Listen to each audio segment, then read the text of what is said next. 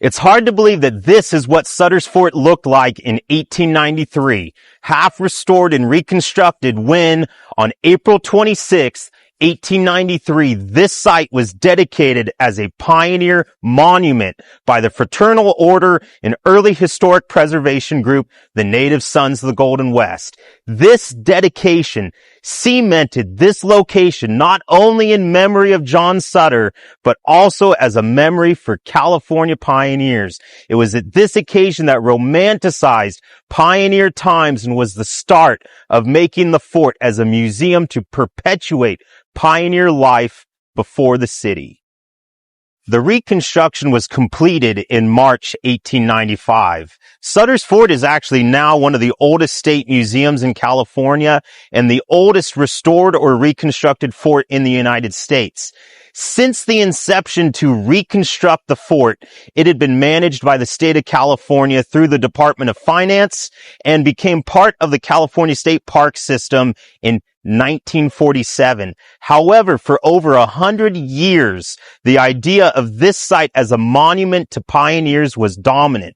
Anyone who knows California history knows that that dominance overlooks a great deal of the story of this site, and it is not inclusive nor accurate.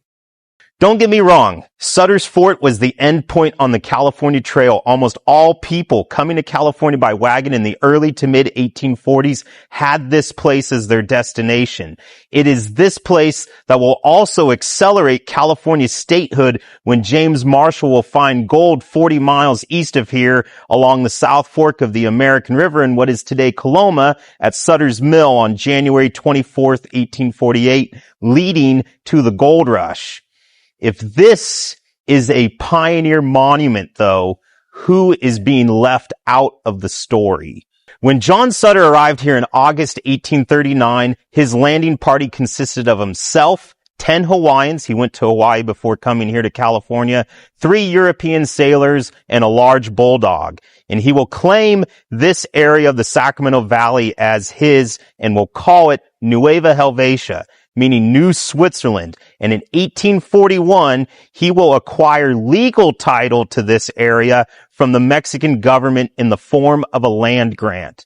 This area that we know as Sacramento today was originally called Nisem-Pewanon and the ancestral home of the Nisenan and Miwok native people. At least 30 villages inhabited this region, and it is many of these villages, such as the Pisuni and the Kadima, who will actually build the original fort at this location and make up at least 80% of the workforce in the 1840s. Sutter's Fort would not have existed in the 1840s if it wasn't for the local native population, and the fort as a state historic park would not exist today if it wasn't for the efforts to save this incredibly historic site in the 1890s. Sutter's Fort today as a museum is a bit different from what it was in 1895 and also what the fort was 11 years ago when I started working here. This was indeed a destination and refuge for weary travelers at the end of a 2,000-mile trail to California, but this is also a site that was a catalyst of change for the environmental landscape and the lives of California native people. This was a site of colonization and displacement that bears the historical weight of not only what happened here physically in the 1840s, but also what will transpire after this site is abandoned in late 1849.